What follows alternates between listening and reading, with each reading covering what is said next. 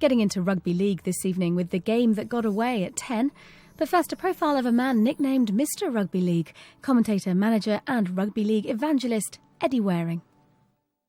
What a big crowd at Wigan and the home team, who until last Saturday hadn't lost a match. They're rather keen to, of course, break this Castleford record. Eddie Waring is the man who introduced the nation to rugby league.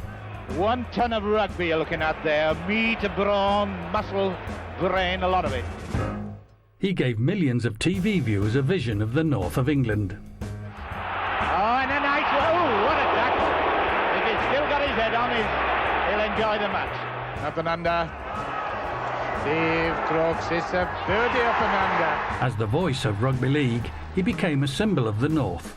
But in his own heartland, he was both loved and loathed. There is a conflict between Eddie himself, who feels that he's evangelising the sport, he's spreading the game, he's helping it to expand, and the people who are actually involved in rugby league in the north of England who don't see it that way at all.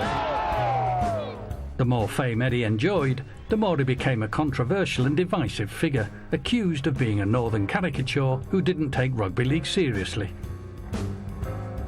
To be told that you know nothing about the game, that you're a lousy commentator, you only say the obvious and you're poking fun at everything, and taking the mickey out of it would hurt most people, I think. He's missed it! He's missed it! It's on the ground! He's missed it! Poor lad! Eddie's story tells us much about a sport born out of class conflict, troubled by financial affairs, and involved in a struggle for wider recognition. Eddie Waring was an entrepreneur and sporting pioneer who took the game to new levels. In doing so, he entered dangerous territory. This is his story about his role in the history of rugby league.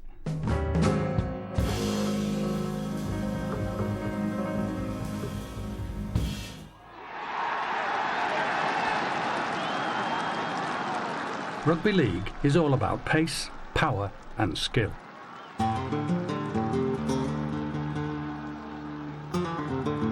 It's the North's beautiful game. For fans, it's the ultimate contact sport, superior to any other.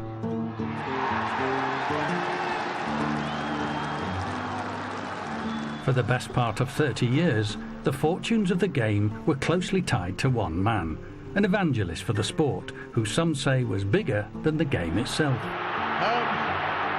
Inside to Dill. Dill's into the chance. Dill will score if he doesn't drop the ball. Dill scores. In Eddie's heyday, rugby leagues watched by millions on TV, despite only being played professionally in a narrow band of towns in Yorkshire and the northwest of England. This stadium really alive. Many believe the game's popularity is down to its idiosyncratic commentator.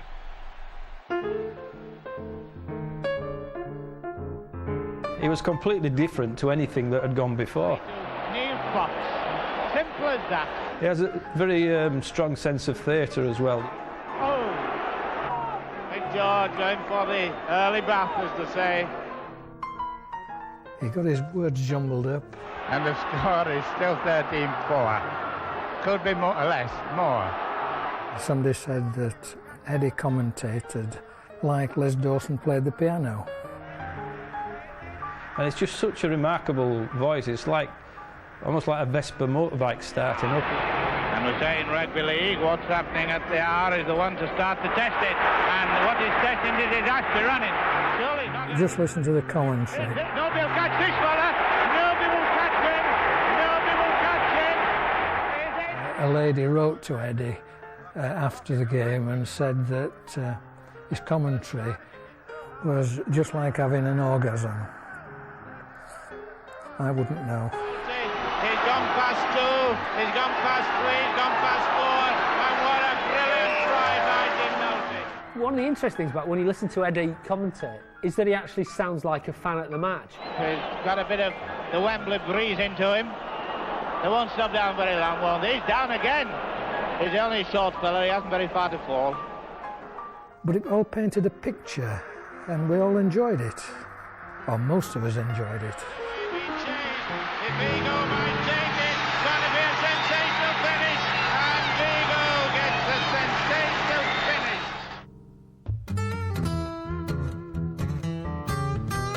The game that Eddie loved was born out of a bitter feud within rugby at the end of the 19th century. It came at a time of great change both on and off the field. In the 1880s, there'd been the rise of trade unions. In the 1890s, there'd been the rise of socialism, of the labour movement, the formation of the Independent Labour Party in Yorkshire. And there was a real sense that the working classes are on the march. And on the sporting field, in the gentleman's game of rugby union, the southern teams were struggling. Here they were with their own game, the game of Tom Brown's school days, and they were being beaten, often comprehensively, by textile workers, miners and dockers from the north of England. This was almost tantamount to revolution. The battle lines had been drawn over payments to players in industrial towns in Yorkshire and Lancashire. It was a matter of northern working men working 6-day weeks, not being able to go without the money, so they needed to be compensated for that. But there was another level to it as well, which is this is our game. You know, don't you Northern Oiks be trying to take it off us. We want to stay in control, thank you very much. From 1895 onwards, there were two sports: amateur rugby union and professional Northern Union, which would later become Rugby League. The two would endure deep suspicion and hostility that would last the best part of a century. Union saw itself as the national game, but League soon had a new fan base right across the industrial belt of England. One player's story epitomised the divisions within rugby. Manual labourer Dickie Lockwood was Union's brightest star, but when the split came, he switched codes. Eddie was brought up on stories of the teams who'd broken away, and in the Congregationalist-wearing household in the Yorkshire mill town of Dewsbury, Dickie Lockwood became a family hero. Dickie Lockwood was the David Beckham of his era. 5'4" tall. He'd captained England at Rugby Union before the split, and when the split came, Dickie Lockwood and his colleagues who had played for England were written out of the records. In a rugby-loving household in Dewsbury, such as Eddie Waring's family, Dickie Lockwood would have been seen as a symbol of not just of rugby, but of the ability of ordinary people to stand up for their rights. Eddie inherited this through his father and his grandfather, these feelings, and he vowed that one day he would show the rugby union people what a wonderful game Rugby League was, and of course Eddie felt that it was the best game in the world. Rugby League was not only competing with rugby union, it was in competition with football too. The rules were changed to open up the game. Supporters could now see much more of the ball, and in some northern towns and cities it quickly took off. All matches were played at 3:30 on Saturday afternoons. About 2 o'clock, the doors of the back-to-back houses would start opening, whatever the weather was like, and out of these houses, men would start walking away down the streets. There were long streets. There was rivers of people coming towards the ground. It was hard in the north of England, hard to earn a living. Things like sporting contests were very, very important to keeping the spirit of the workers going. Rugby League was also big in Dewsbury, where typewriter salesman Eddie was cutting a dashing figure. He was regarded as being a bit of a snappy dresser. When people in Dewsbury wore black and brown and dark blue, Eddie was wearing cream and white raincoats with yellow scarves. So he was going about town as the man that could get things done. He was also showing he understood the power of the media. Eddie was managing the Dewsbury boys team, for whom there'd be an exotic name change. I mean, the idea of giving a youth team a nickname or a name like the Black Knights was pretty revolutionary stuff, really.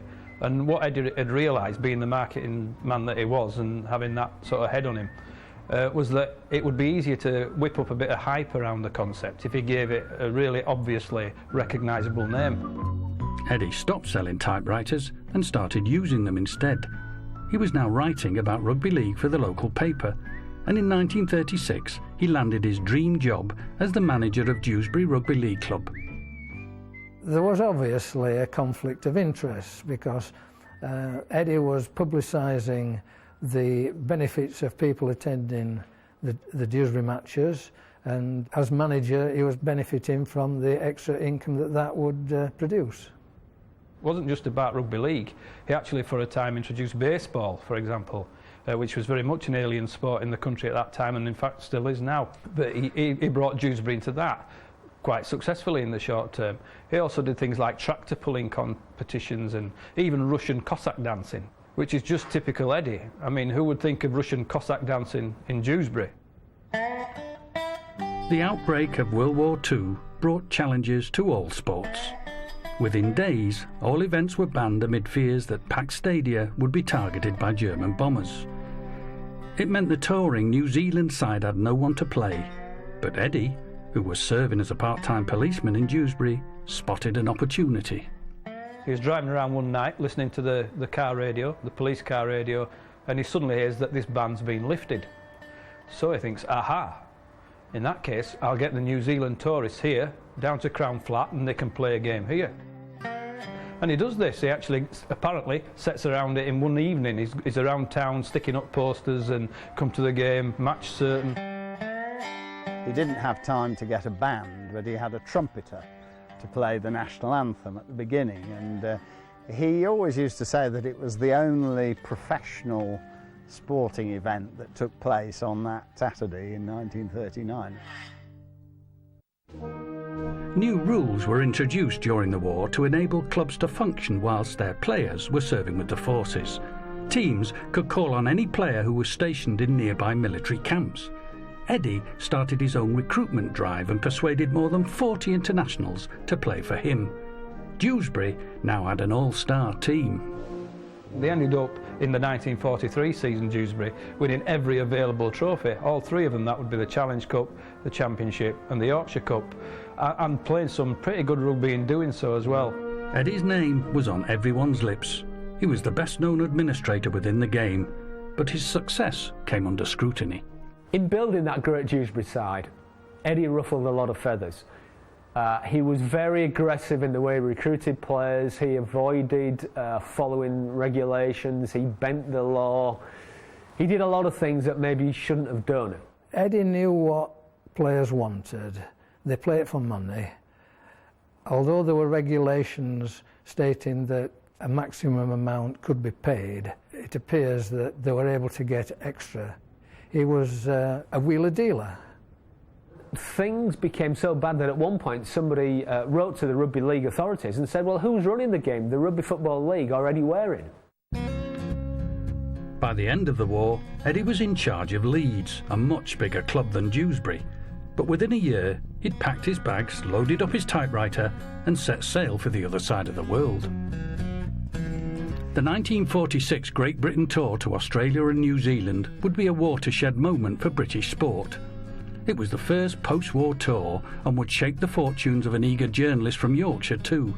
The team made the 4-week journey on a British Navy aircraft carrier, the Indomitable, and amongst the handful of pressmen with the tour party was Eddie Waring, who'd paid his own fare to be there. There's absolutely no question that the experience did prove life-changing to him. He was already a journalist.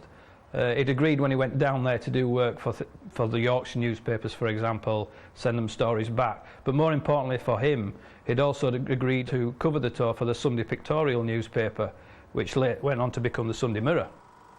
Australia was a rugby league stronghold, and this first tour for 10 years meant the players were treated like stars wherever they went. Rugby league in Australia was egalitarian, whereas in Yorkshire and Lancashire it had working class roots. His eyes were really open to what the sport could actually be in terms of glamour, but certainly in terms of media and certainly in terms of his own future within that media, both from a written point of view with the newspapers, but also from a broadcasting point of view as well. Eddie was so in tune with the changing face of the media that he filmed much of the 46 tour. These films would prove useful for Eddie later in his career. It had been thought they'd been thrown away, but they've survived. and are being seen by the Rugby League historian Tony Collins for the very first time. These films are fantastically important for Rugby League because we get to see some of the great players playing in some of the great games of this era. But I think they're more important than that because it's one of the rare opportunities that we have to see sport being played in its social context. The tour was a great success. Not only did the Great Britain team win the series, but Eddie saw that the sport had reached all parts of Australian society. The team met a string of high-ranking Australians, many of whom had been former rugby league players themselves. One of the things that Eddie constantly stressed is this idea that, in his words, rugby league was the most democratic game of all. And I think the trip to Australia in '46 will have confirmed that belief, that given a chance, given it an equal opportunity, it could free itself from exclusivity and snobbery and prejudice. This is something that could be emulated in Britain. This is a launch pad.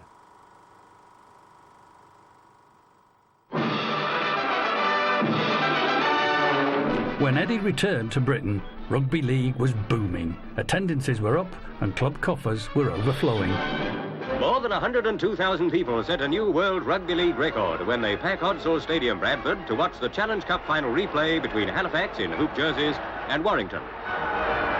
This crowd in 1954 was a sign for many that the sport had never had it so good. Suddenly, Helm tries a burst through and a magnificent run sends him tumbling over the line to clinch Warrington's victory. But there were hints of problems to come due to forces beyond the game's control. There was decline in traditional industries. The mines, textiles went into huge decline. Those staple industries that rugby league had built itself upon were no longer the dominant industries in Britain. And the new threat was gathering on the horizon. Catching the pictures and sounds, the words and music out of the air. Television was a newfangled invention. Hold it. Mitt. On new camera one. There was a definite feeling that if you let the television cameras into your ground, you deterred a lot of spectators from attending. So they didn't like it. But one rugby league fan couldn't wait for the arrival of television. Eddie had seen how powerful the media were in Australia, and in the United States he'd been shown how popular sport was on TV by one of Hollywood's biggest stars.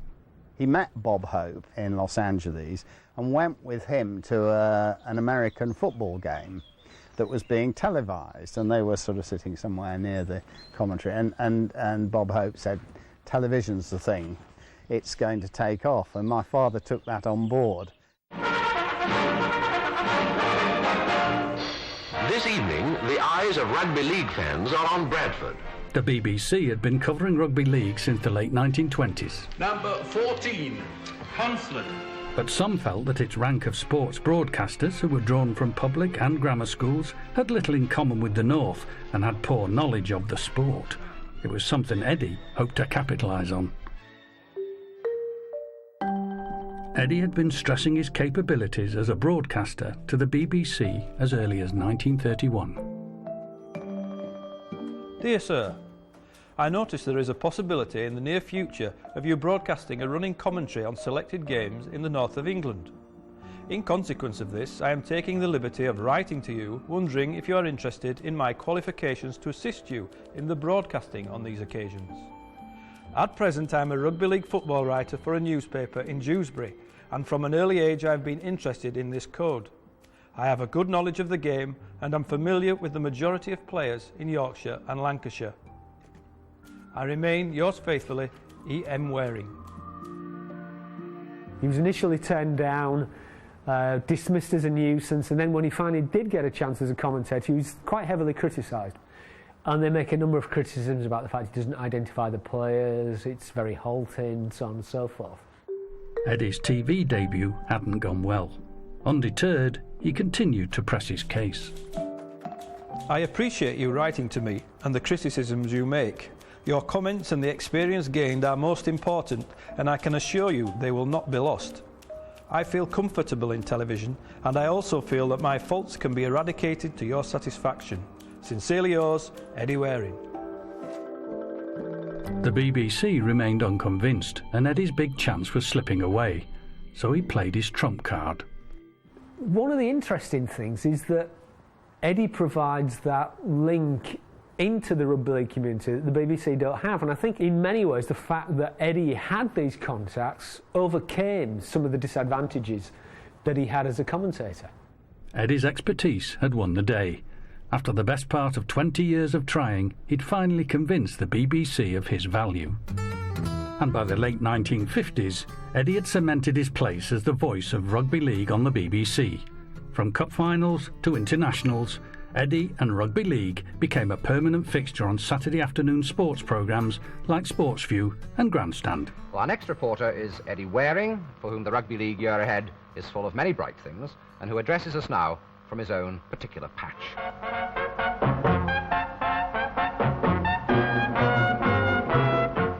Did you know there are 9 verses in El Climo Batap? Rugby league was the mainstay of Grandstand very often, particularly in the winter when the weather was bad and other outside events were cancelled. And very, very rarely was rugby league cancelled. It wasn't just because it was convenient, it was actually popular. Soon, Eddie's unique commentary style was bringing the game to a whole new national audience. Well, going up, no, Gardner. Oh, it's a try! A great try by Johnny Raper. One of the reasons for Eddie's popularity, to this day in fact, is that he regarded himself as a guest when being invited by people switching on the televisions, and he felt that he should act in a courteous and polite manner as though he was walking through their front door. If we could come back onto the field on our right, if we can come close, there's a bit of a do here. There's the players breaking up after a bit of a squabble. But what made Eddie different from the BBC's stable of sports commentators was his distinct northernness. Hardest day, they're without his little mate, Hepworth, the pigeon fancier. I don't think we could have dreamt Eddie up, really. When the referee blew the whistle, he switched himself on. It's like a knock on with the referee not giving it, and Terry O'Grady coming away, and there's an extra man here, but to Boston must score if he gives it to Sullivan, and he does. I mean, he had that accent, but it sort of accentuated when he got into the commentary box. Well, there was a great try by Sullivan, created by Boston. It was an accent that I kind of related to, because obviously I'm a West Yorkshire lad myself, but it always seemed like it had been amplified. It's like there'd been a kind of qualification of its northernness about it. Well, here we are. And it's a kick and it's a chase for the ball. Can he get it? Nanalapi's chasing him. It's a try. It's a try. It's not in any way a typical northern accent. It's just not. It goes off on all sorts of tangents. It veers this way and it veers that way. I love the remark of a spectator behind me. He says, have a go. I ask you, some people are never satisfied in the north of England. There's an element of, I don't know, putting your Sunday best on in it. It's trying to impress. It's a little bit posh, you know, it's trying to be posh. It's more Harrogate than Dewsbury, really, in that respect. Eddie soon became much more than a sports commentator. He was the BBC's Rugby League reporter. Rugby league's a hard game, you know. Taking him and the sports industrial heartland directly into the nation's living rooms. It's a grim place, but the people are spirited and they're very loyal too. They take their sport very seriously. In the Featherstone team, there's a milkman, a dustman, a businessman, 6 miners, and a fish and chip shop owner. People saw rugby league for what it was, an excellent game, very entertaining, played sometimes in very, very difficult conditions by real men in places that perhaps they've never heard of before. Swinton, Featherstone, apologies to Swinton and Featherstone, but you know what I mean. In 1952, Featherstone were at Wembley. Their players trained on rabbit pie, and they got £8 a man for losing. On Saturday, the winners will get £80 a man, and it will be champagne and oysters for them. He had an affinity with the players. You felt that. You know, there was a kind of, we're all in this together, almost cliquiness. and welcome to Oldham for the first round at Oldham and Barrow, and the players are just coming off the field. The arrival of BBC Two in the north in 1965 further boosted Rugby League's national profile. For 15 years, Tuesday night would be Rugby League night, though only the second half of the matches were shown live. Rugby League and Eddie were now getting twice the exposure. The 4 best teams with the best point average will go into a semi-final and then subsequently into the final for the BBC Trophy. He was able to explain the rules of the game, which for people, particularly from the south of England, who had never seen a game of rugby league, this was very welcome.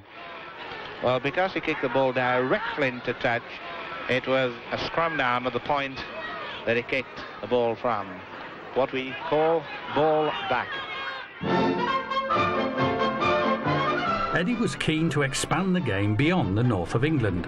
Rugby League's showcase was the Challenge Cup final at Wembley. Many hoped the annual trip to the capital would lead to a great breakthrough. By going down to Wembley Stadium, playing the final in the same place as the FA Cup final, it was hoped that this would give it a national prominence that its isolation in the north of England had precluded previously. And he scores! He does!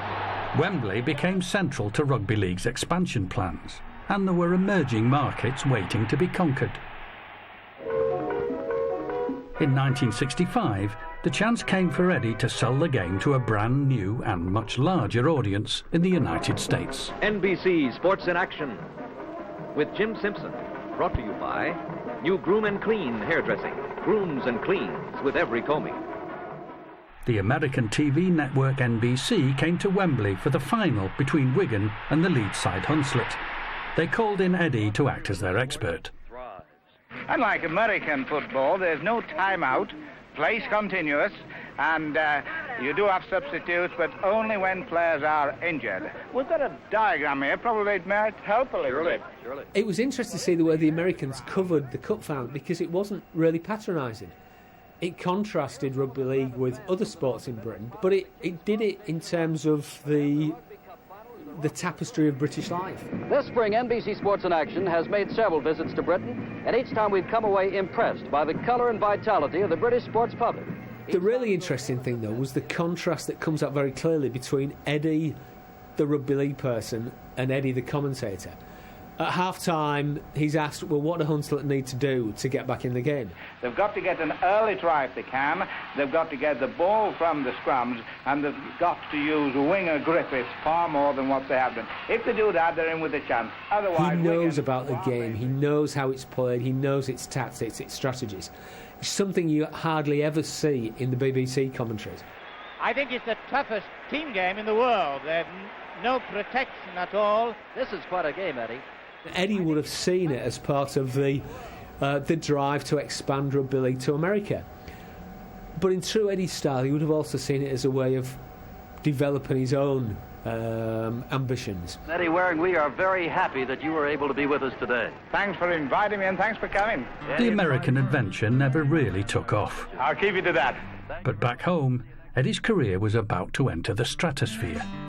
When Eddie actually becomes a household name, can't pin it down exactly, but there's a very good chance, and I certainly would contend that it's with the 1968 Challenge Cup final, the now infamous water splash final, and the Don Fox moment. It's a lot of goals in rugby league. It's Leeds against Wakefield, and Don Fox is Trinity's goal-kicking machine. Gets at it, kicks it, and he gets 2 points for it. But as the game wore on, another factor came into play: the weather. Well, the holiday season's coming, so it's into practice for the beach. In truth, it probably shouldn't have been played. The pitch was waterlogged. It was almost a game of water polo. There was so much water on the pitch. This is the trying to goalie. I could do something. So in the last minute, Wakefield scored a try direct from their kick-off. It's a try! Sensational last-minute try! Sensational. It was 11-10 to Leeds. Don Fox, all he had to do was kick a goal from in front of the post to win the cup for Wakefield Trinity. What a grandstand finish this is. He's missed it! He's missed it! It's on the ground, he's missed it! Well, and there goes the whistle for time. Any other commentator at that moment, watching Don Fox miss that goal, would have shouted something like, "What an idiot," or something along those lines, or "Oh no, Wakefield have lost," that type of approach. Eddie didn't do that. He went straight for the humanity of it. What a dramatic, everybody's got their head in their hands, and he's sure in tears. He's in tears. He's a poor lad. Eddie just felt for him and said so. And there's the poor lad. It came from the depths of Eddie, didn't it? What a moment to live with. I think that really clicked with the nation at large. I think people would have seen that on the news bulletins, so for the first time it wasn't just about the sporting audience, everybody saw it. In fact, viewers were starting to see a lot more of Eddie on their TV screens. Mr. Rugby League himself, ladies and gentlemen, Mr. Eddie Waring.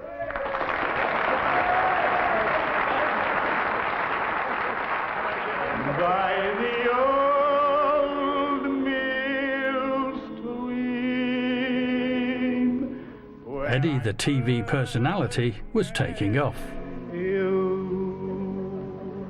And he was soon to get the perfect vehicle for his growing career.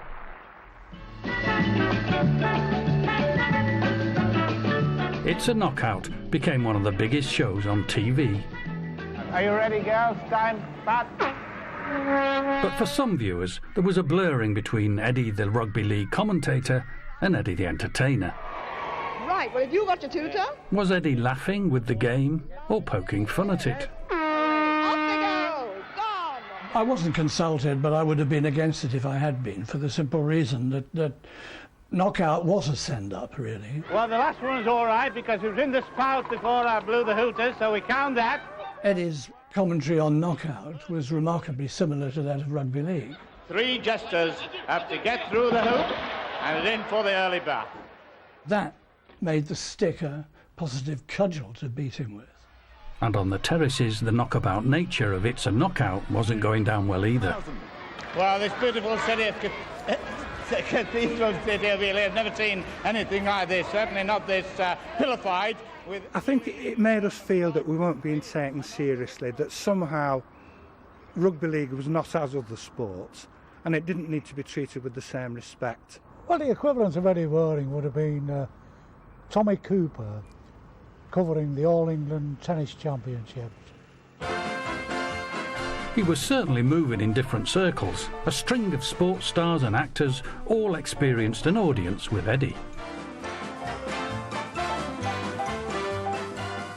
It was a cross between a Bradford mill owner and a matinee idol.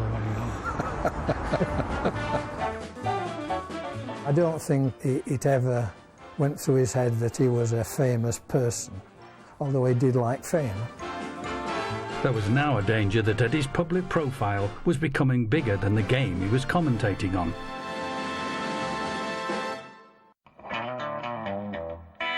Whilst most viewers were now getting their weekly fix of Rugby League and Eddie via Grandstand and the Floodlit Trophy, one primetime BBC documentary in 1969 showed the game in a whole new light.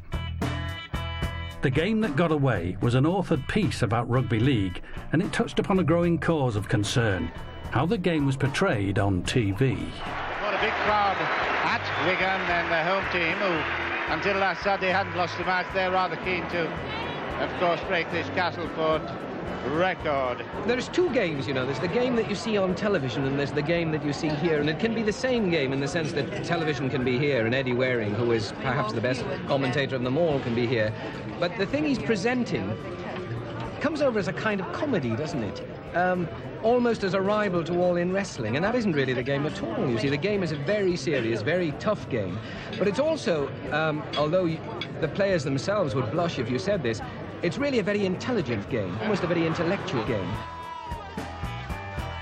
The programme also lifted the lid on the murky world of business and money, and especially how clubs would tempt players away from union to join the professional code. I had £4,000 in £5 notes in a brown paper parcel.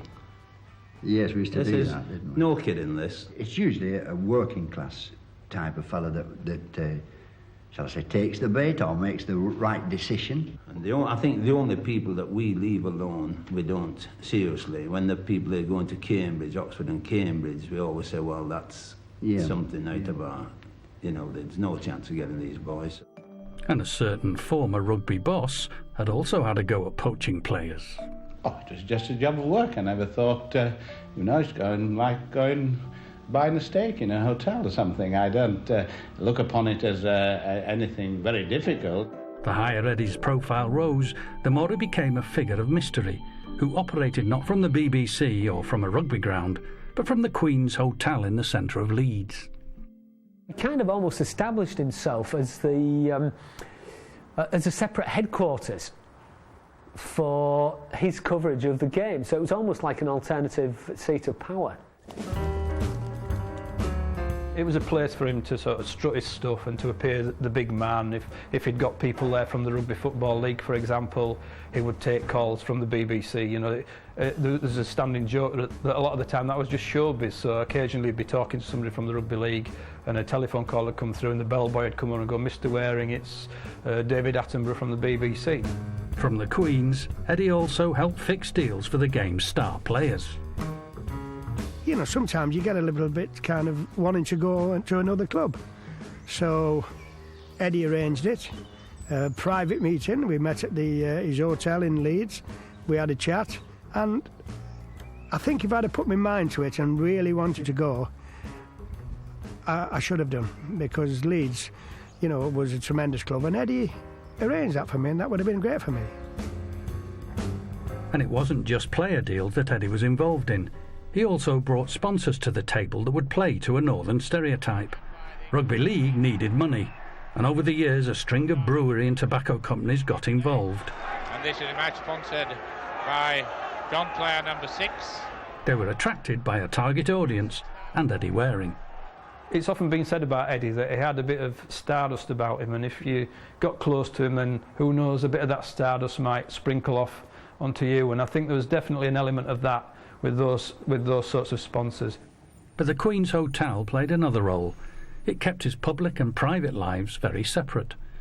Eddie had married in the early 1930s, but the relationship hadn't lasted. When that broke down, Eddie met the real love of his life, I think, which is Mary, with whom he had his son Tony. Whilst we probably today wouldn't see that as in any way particularly scandalous, I think Eddie was always slightly nervous that had any of this got out into the public arena, it may have brought an end to his career. Off the field, Eddie's Mr. Fixer reputation was growing. On tour, he'd sort out problems for players, and back home, he'd organised Rugby League roadshows where he'd show the films he'd taken of the Great Britain team playing down under. Eddie's roadshows could fill town halls. In fact, one town hall, Huddersfield, he was a bit reluctant to go there because it's a very big town hall and he felt he couldn't fill it.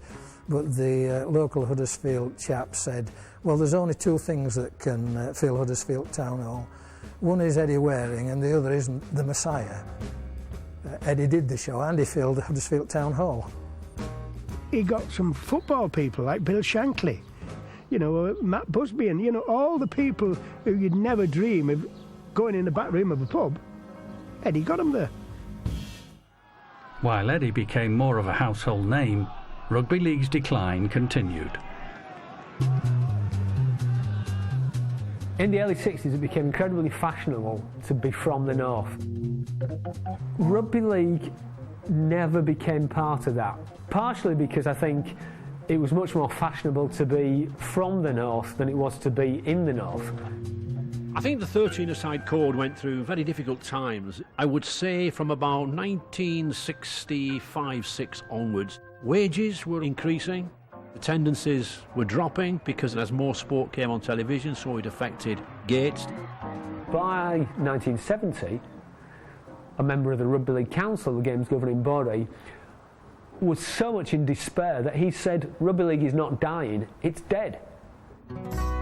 Rugby League was enduring its darkest days, but Eddie's star continued to rise.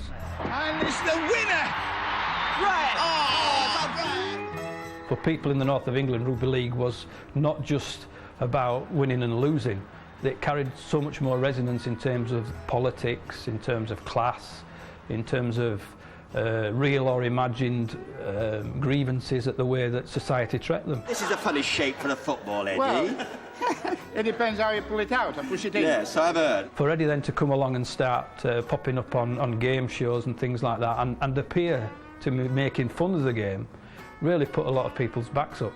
He just loved to tell you about what he was going to be appearing in and things he'd be doing probably with Mike Yarwood. Well, thank you very much, Mr. Mr. Bamba. My name is Eddie Waring and I am a rugby league raconteur. Purists would take the view that, you know, perhaps did he sell out? Well, he, you know, like a lot of people, he saw the opportunities that television offered up to him. And you might say, well, actually, he'd be daft to have turned them down. I thought you were going to trip up then. Yes. It was petty jealousy. It was for rugby league, and a lot of people thought it was for his ego. Nothing like it could be farther than the truth. These colours, blue and red, are Wakeful Trinity in rugby at Trays.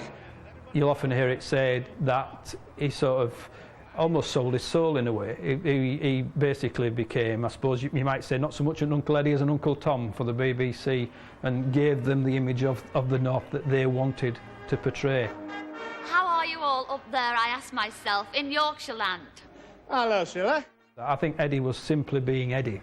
He was an entertainer. He wanted to entertain people.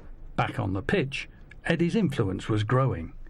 Rugby league was a winter sport, and cold weather could play havoc with the fixture list. For Eddie and the TV Outside broadcast team, this was a problem that had to be overcome. So we get there, and maybe the pitch was frozen, and we say, why haven't you got any braziers out? Because you know, that's about the only way you could actually unfreeze a pitch in those days. And so Eddie and I sometimes physically moved braziers around. And on one occasion, due to extreme weather, most of Grandstand's sport was called off, and all eyes were on Eddie. The frost was 10 yards in at least, and the visiting side came and their coach said, no way, I'm not risking my players on that. Eddie turned to me and said, do you know the referee? I said, yeah, I know him well. He said, right. He said, we'll go to the end of the car park and when he comes, sort him. So by that he meant I told him that Eddie would see him after the game. It would be in his best interest to make sure the game went ahead. His career would probably take an upward curve, and the game went ahead. Rugby league's money problems were still an issue, and in 1971 the sport commissioned management consultants to take a deep look at the game.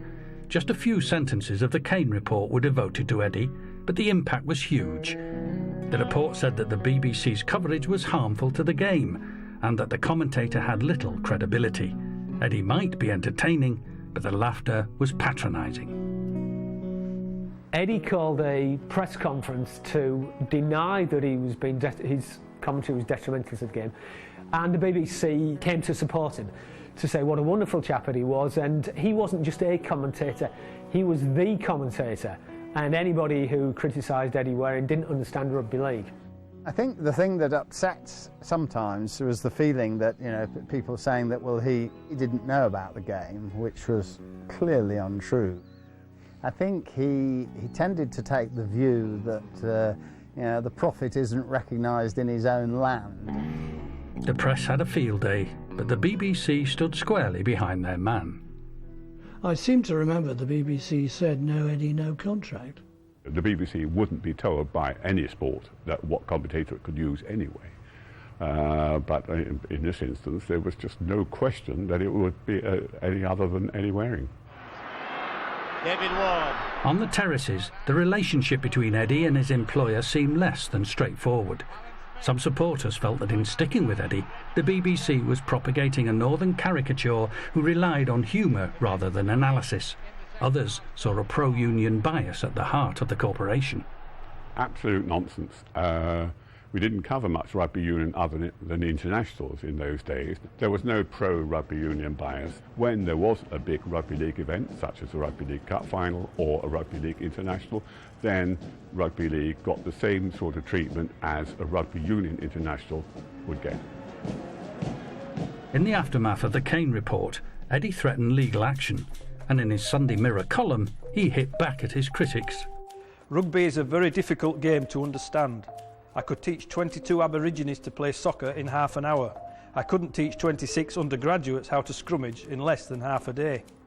My job is twofold: to get as much out of each game as I can for the viewers and to sell the game nationally. I think I do both. The Kane report did lead to structural changes within the game, but ironically, with the full weight of the BBC behind him, Eddie's position as the voice and face of rugby league was stronger than ever. And within months, almost 20 million viewers would see Eddie on his biggest stage yet. Fred Astaire and Ginger Rogers. It's the Morecambe and Wise Christmas special of 1971, and Eddie's rubbing shoulders with some of the BBC's big names. Eddie said to me, "When you book for the Morecambe and Wise, David, you've arrived." While there's moonlight and music and love and romance, let's face the music and dance.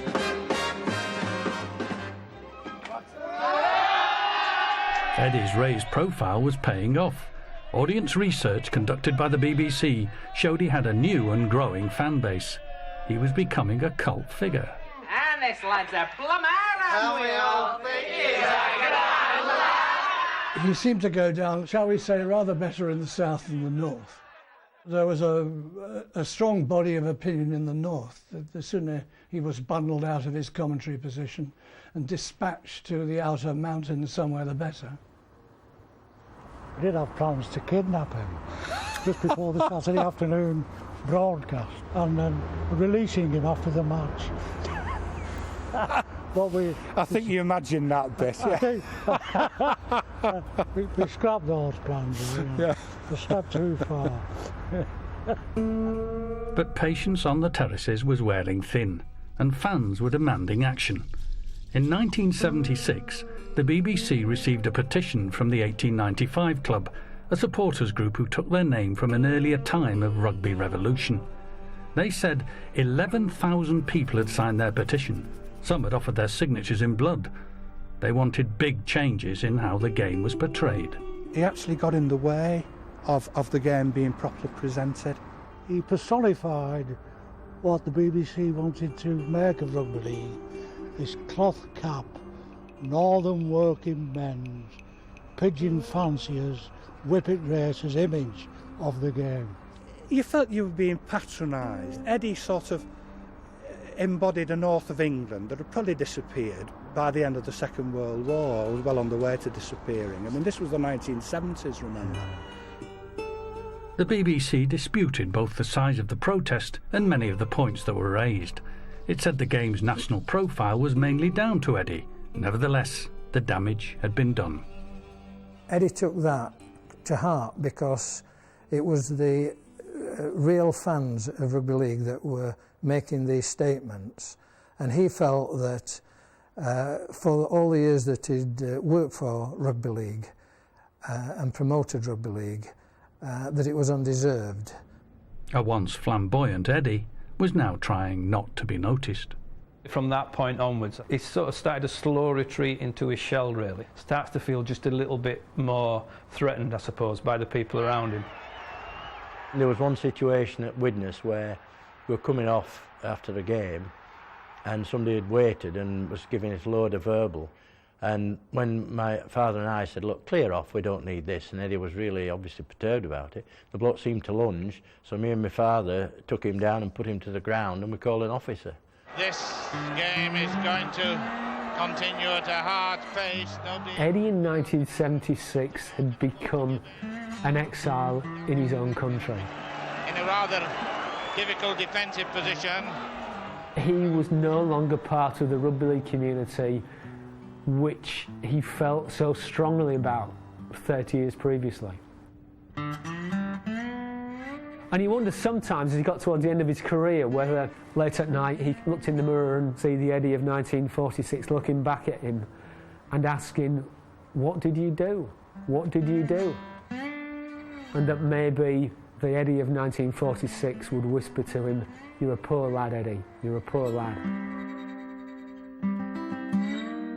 Now in his mid-60s, Eddie still commentated every week, but the controversy about the BBC's rugby league coverage continued. The game endured a new low in 1978 when a dog wouldn't leave the pitch during a cup tie between Leeds and Halifax. It became national news. Even Blue Peter picked up the story. The collie dog, which found instant fame when commentator Eddie Waring gave him just as many mentions as the two-legged players. Doesn't run until he takes the kick, and he starts to run. He's going to be offside, and he kicks. The dog spent much of the game on the pitch, in full view of the TV cameras. Well, I mean, this is where, I would plead guilty to, if I was being accused of sending it up. I had to send it up, didn't I? Well, there it is. K9, oh dear. It's what they call a 5/8. Not a 3/4, it's a 5/8. Eddie was horrified and said to me at half-time, was I absolutely sure that, this was the right way to do all this, because it was really getting in the way of the game and wasn't doing the game any good. So I just said, well, it's there, I can't ignore it, so let's go for it, you see. Oh dear. Eddie and the BBC took the flak, but a much bigger struggle was about to unfold. And the red robins go bobbing along, I suppose, all the way. By now, TV viewers were used to the obscure nature of some of Eddie's commentaries, but all wasn't well. 5 goals. His delivery was becoming more erratic.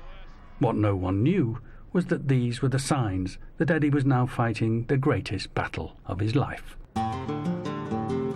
There were times when he wasn't with it, really. That he was struggling to commentate. And the ball has been lost, but restored is the word, I think. He stops being able to identify players. This is a break, and the support, and the try. This is the break, and It was just simply a case of it's a try, or he's going to score, or he's dropped the ball, that sort of thing. Well, we've got a sub warming up. Just literally, I don't know. He was having to have stick-on labels posted on the window in front of him with the names of the players. People whispering in his ear what things were. Tremendous. This was more than forgetfulness. Eddie was struggling with dementia. This sort of rugby, the game will never die. I asked him if he was thinking of retiring from the BBC. And for the first time in my life, I saw a different Eddie, and he turned on me and quite sternly said he would know when to retire. It was his business and nobody else's, and he didn't want me making those sort of comments. With Eddie reluctant to go, the big problem for both his family and the BBC was how to convince him that it was now time to hang up his microphone. Now, I knew perfectly well that if I was to call Eddie into my office, I was head of sport at the time, or to go up to see him and say, Eddie, the BBC feels that the time has come when you should give up, that he would have been devastated, absolutely devastated. So what we did between us was, over a period of a few months, persuade Eddie that it would be a good thing for him to come to me and say that he wanted to resign while he was at the top and give up. And that's what happened. Eddie's last cup final came in 1981, and before the game he was interviewed by Grandstand's David Coleman. A hesitant Eddie struggled with some of the questions. Eddie, I remember as a young reporter, when I was in the Manchester newsroom, you were working on News from the North, and you were a very straight reporter in those days, and yet you changed your style for commentating, and it's been very effective. Was this a conscious change of style? I don't think so. I think it would result in somebody saying, well, you know, you were so awful tonight, or I don't fancy what you did, and then you veer into something that's like. I remember at a match when you were there, you were running. and we couldn't see you for dust. OK, well, enjoy it, Eddie. I hope it's a good last match. Thanks for the way you've looked after it, and good luck. Thanks a lot. Eddie cut quite a sad figure, which was a shame, because what was happening to the game then was what Eddie would have wanted. It was beginning to change, it was beginning to regain its own popularity, it was beginning to become much more modern and forward-looking, exactly the things that Eddie had campaigned for as a young journalist in the 40s and 50s. Late in 1981, Eddie received an MBE for services to Rugby League. The dementia had now taken hold, and Eddie's health was deteriorating. There'd be one last visit to Headingley to bid farewell to the game that he loved so much. Just before we went to our seats, Eddie put his trilby hat on and his camel coat and walked towards the window. The crowd in the stand to our right all stood up, recognising him, and started applauding, as much as to say, "Welcome back, Eddie." The applause went round the ground like a Mexican wave. It was a very moving moment. When Eddie turned round, he was in tears.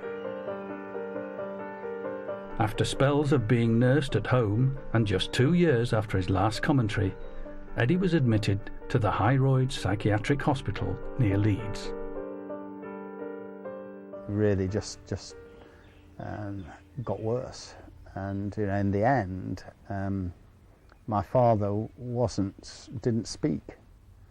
So you can imagine, from a great communicator to be into that situation was tragic. To see this marvellous, vibrant man who was such a great personality reduced to such a state was extremely sad, very sad indeed. In October 1986, the man who'd brought rugby league to the nation finally faded away in the psychiatric unit that had become his home. He was 76.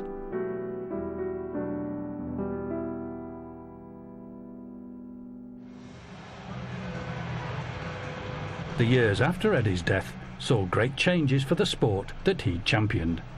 In 1995, 100 years since the great rugby split, the feud with Union was finally over. The 15-a-side game had also turned professional. Despite Eddie's hopes for expansion, Rugby League remained tied to its northern roots. But a new revolution brought Super League, Summer Rugby and new names for some old teams. There were also millions of pounds from Rupert Murdoch's B-Sky B, bringing respite from the financial troubles which had dogged the game for so long. The way in which it's adopted the nicknames, it brought in the razzmatazz, attracted families on the basis of the match day experience. That was the type of thing that Eddie was really arguing for in the 1940s, which demonstrates how far ahead of his time he really was. He was born 100 years ago, and still people remember him and put Rugby League and Eddie Waring in the same sentence. It's really easy to overlook the entrepreneurial nature of the man, and the fact that he was actually a visionary. Yes, he was a comical figure, yes, he was an entertainer, but first and foremost he was a Rugby League man, and he was a Rugby League man who was both of his time and a Rugby League man who was ahead of his time.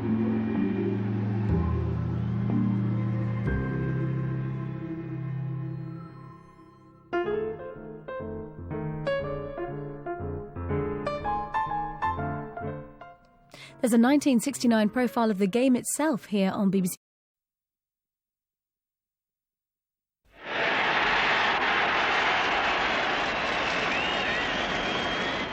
They didn't tell us about rugby league at school, but then we were middle class, lived in the south, and played rugby union.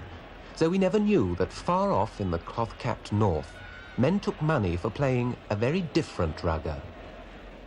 This film is about rugby league, with rugby union a kind of Banquo's ghost. Rugby union officials at Twickenham would allow neither themselves nor their members to be filmed, for even to appear in the same roll of celluloid as the blackballed league sends a shudder through the union. The union prefers to nurse a private grudge against its prodigal son. As one official said, "We think we are right, but in the democratic world in which we live, our view might not be understood."